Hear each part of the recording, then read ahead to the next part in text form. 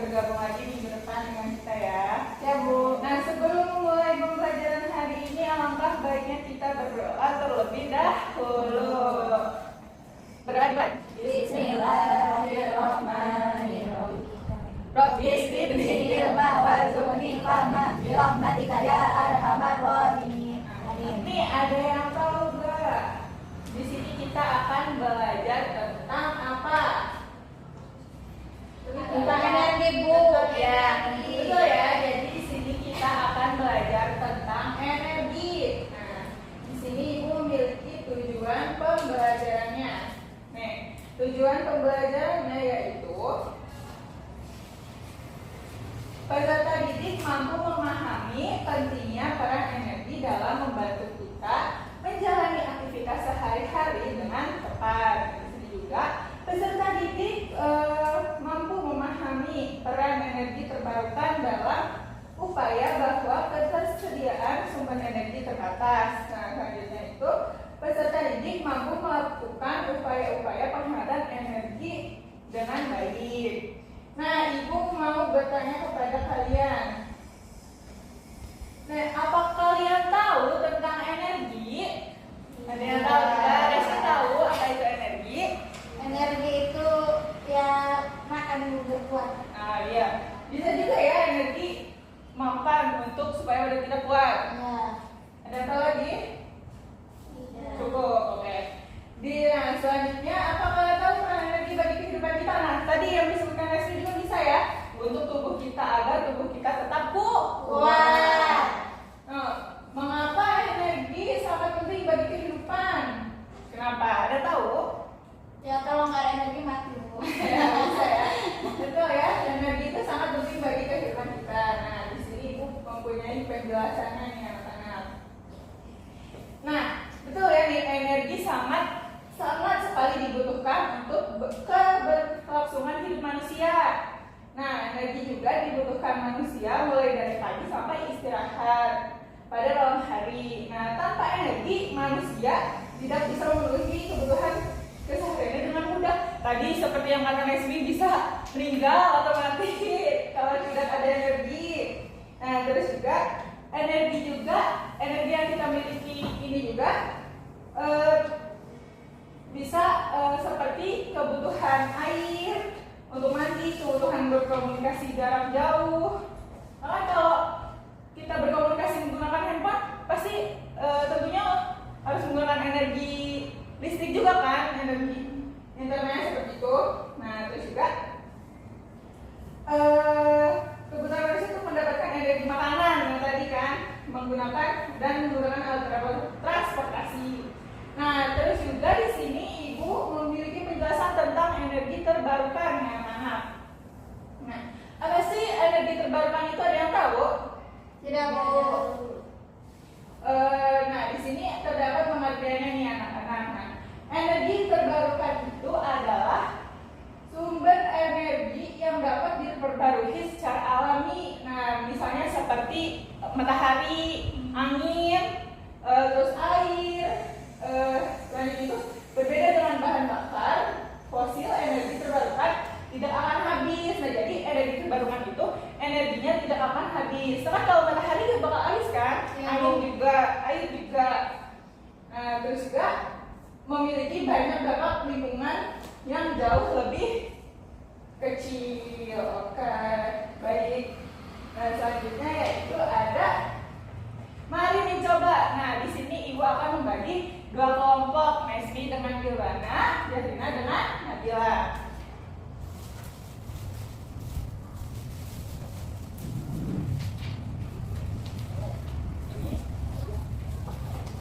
Di situ terdapat yang mari mencoba itu yang 1 jam tanpa listrik. Ada? Ada. Nah, coba kalian pecahkan masalah di situ. Masalah yang terdapat ada 1 jam tanpa listrik. Nah, setelah itu kalian presentasikan ke depan ya. Oh, ini mau lagi. Oke, sudah selesai. Sudah Ibu. Ya, satu kelompok maju satu orang. Siapa yang mau maju dulu? Kalau dahulu. Messi duluan Ibu. Messi. Ayo kelompok kita. Boleh juga maju. Nanti kelompok. Dua lagi kalian. Saya pakai dulu ya Bu. Coba untuk kita menggunakan semua perangkat elektronik selama 1 jam dalam hari dalam rumah. Sudah Bu kemarin? Ya sudah. Selama 1 jam tersebut, gunakan sumber energi lain sebagai penerangan. Nah, sebut senter. Terus minum dari api lilin. Ya. Terus di sini Bu ada keluarga kalian untuk berbincang-bincang selama waktu itu. Itu pertanyaan kepada mereka mengenai 1 jam tanpa listrik. Contohnya apa yang apa dirasakan ketika tidak menggunakan alat elektronik apapun dan listrik dengan efektif apa yang akan terjadi.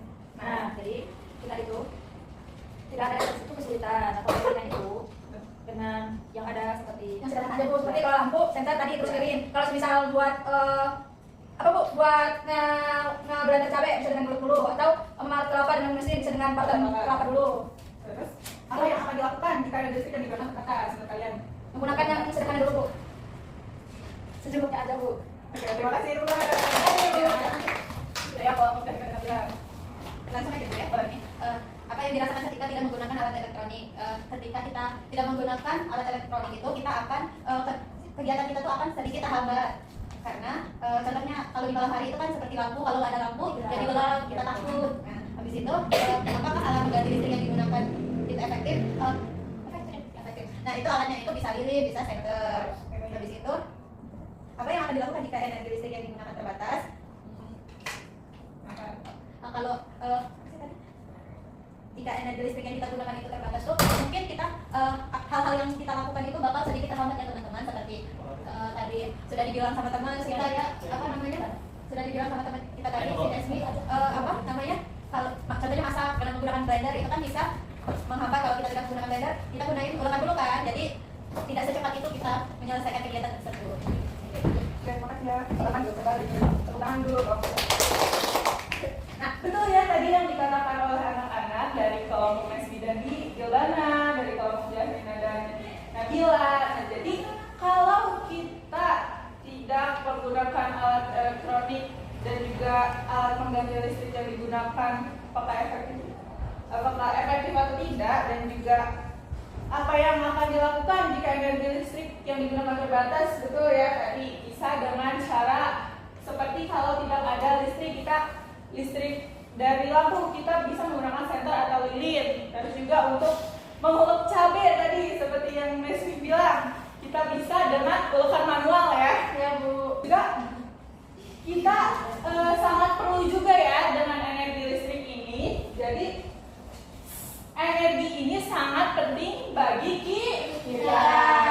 Nah, selanjutnya di sini Ibu mempunyai bentuk energi nih anak-anak.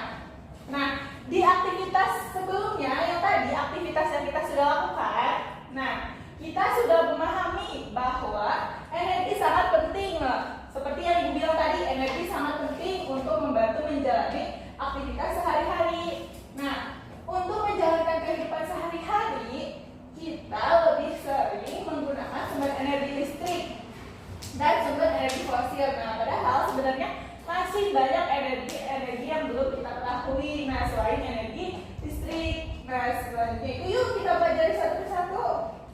Yuk. Nah, yang pertama itu terdapat bentuk energi mekanik. Di sini energi mekanik adalah energi yang terlibat dalam suatu proses pergerakan mekanis. Contohnya seperti mendorong meja. Nih, mendorong meja itu termasuk energi mekanik. Nah, terus menarik kursi juga termasuk energi mekanik. Sama dengan halnya energi otot ya anak-anak, energi mekanik itu. Nah, yang kedua itu ada energi termal. Coba aja dibacakan. Energi termal adalah energi yang berkaitan dengan perpindahan panas dari satu benda ke benda lainnya. Contohnya energi ketika kita menghidupkan lilin, menyalakan kompor, memanggang daging dan sebagainya. Nah, jadi energi termal itu energi perpindahan panas dari satu benda ke benda lainnya. Tadi seperti menyalakan lilin, itu berubah bentukan menjadi perpindahan panas dari suatu benda ke benda yang lain. Nah, terus juga contohnya dari menyalakan kompor, itu juga termasuk energi termal. Nah, selanjutnya itu energi kimia.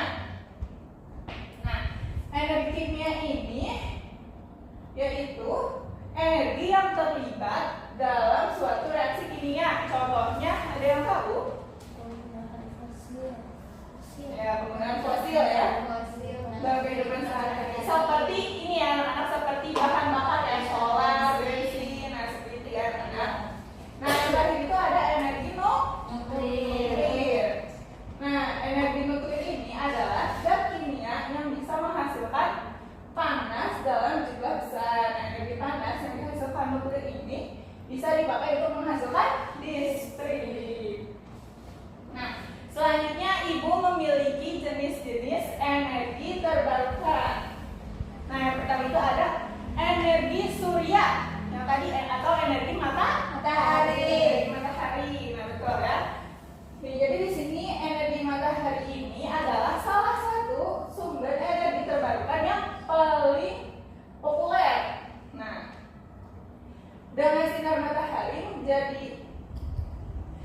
dengan menggunakan panel surya, kita bisa mengubah sinar matahari menjadi listrik yang ramah lingkungan. Nah, contohnya itu apa di situ? PLTS, pembangkit listrik tenaga surya. Jadi sinar matahari ini bisa merubah energi menjadi energi listrik. Nah, yang selanjutnya ada energi angin. Nah, energi angin ini dihasilkan oleh turbin angin yang mengubah kekuatan angin menjadi energi listrik. Nah, sumber ini sangat efektif ya, terutama di wilayah dengan kecepatan angin tinggi. Nah, kalian pernah melihat kincir angin yang sangat besar? Pernah, Bu. Secara langsung tidak pernah. Tidak. Nah, itu salah satu contoh energi angin atau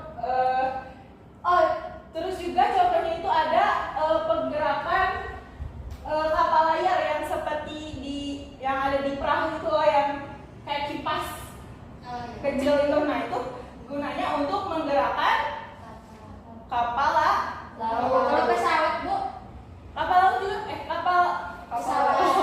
pesawat juga itu termasuk ya ke dalam energi angin. Kan ada kincir anginnya yang kanan kiri sayap itu ya. Iya, Bu.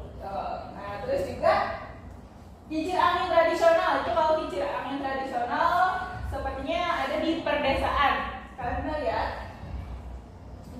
Tidak. Nah, selanjutnya itu ada energi air. Nih, energi air itu tidak kalah penting dengan energi-energi yang sebelumnya. Nih, energi air ini atau hidroelektrik ini menggunakan aliran air untuk menghasilkan listrik. Nah, ini adalah salah satu sumber energi yang paling stabil dan dapat diandalkan sepanjang tahun. Nah, contohnya itu pasti kalian tidak asing lagi mendengar dengan PLTA atau pembangkit listrik tenaga air, ya kan? Sudah dijelasin lagi. Oke, selanjutnya di sini ada manfaat energi. Manfaat energi terbarukan ya. Yang pertama itu ada mengurangi estimasi gas rumah kaca. Yang kedua meningkatkan kualitas udara. Karena energi terbarukan itu kan dari alam ya, jadi tidak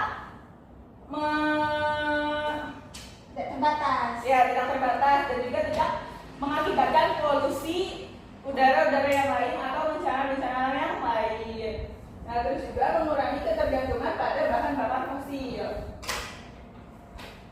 Yang selanjutnya itu ada peran masyarakat dalam mendukung energi terbarukan. Yang pertama ini ada memilih produk rumah tangga yang hemat energi. Yang kedua menggunakan energi surya di rumah. Yang ketiga mendukung kebijakan pemerintahan yang pro lingkungan. Nah, kalian sudah mengamalkan peran masyarakat dalam mendukung energi terbarukan atau belum? Belum.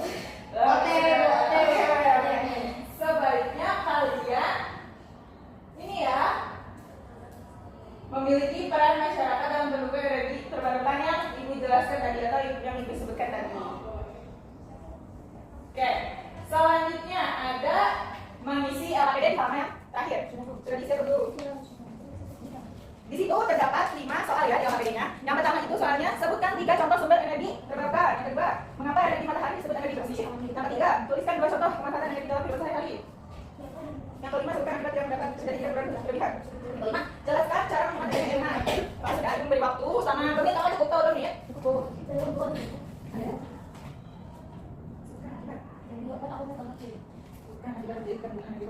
Jadi energi fosil itu digunakan secara berlebihan.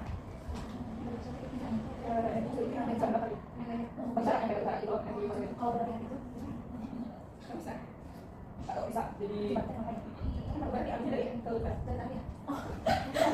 Batu-batu dibayar dikeruk ya ini.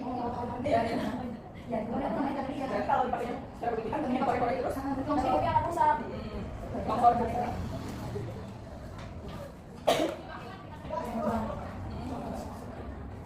Nah, siapa yang maju? Maju kelompok Nabila. Siapa yang maju? Maju. Jadi pakai semangat. Berapa semuanya itu? Boleh. Sebut yang nomor 1, sebutkan 3 contoh sumber energi terbarukan. Energi surya, matahari, energi angin, energi air. Yang kedua, mengapa energi matahari disebut energi bersih? Karena termasuk energi terbarukan. Nomor 3, tuliskan 2 contoh manfaat energi air dalam kehidupan sehari-hari. Cincin angin dan pesawat. Nomor 4, sebutkan akibat yang dapat terjadi jika menggunakan energi fosil berlebihan. Akan terjadi bencana alam. 5, jelaskan cara menghemat energi listrik di rumah. Jangan mematikan lampu jika tidak digunakan. Apakah jawabannya sama dengan kelompok ngambil ini? Sama. Oke. Baik. Nah, selanjutnya kita akan menyimpulkan pembelajaran pada siang hari ini. Siapa yang mau menyimpulkan? Ibu tunjuk. Simpel ya? Boleh Bu. Jadi Bu, kesimpulannya kita belajar energi terbarukan, di mana energi terbarukan itu adalah kunci untuk masa depan kita yang lebih bersih, terus lebih sehat, dan lebih berkelanjutan. Oke, Gitu, Bu. baik ya. Nah, betul ya. Tadi kita sudah belajar tentang bentuk energi juga. Iya Bu. Terdapat, coba ada berapa macam bentuk energi tadi yang dibelajar? 4.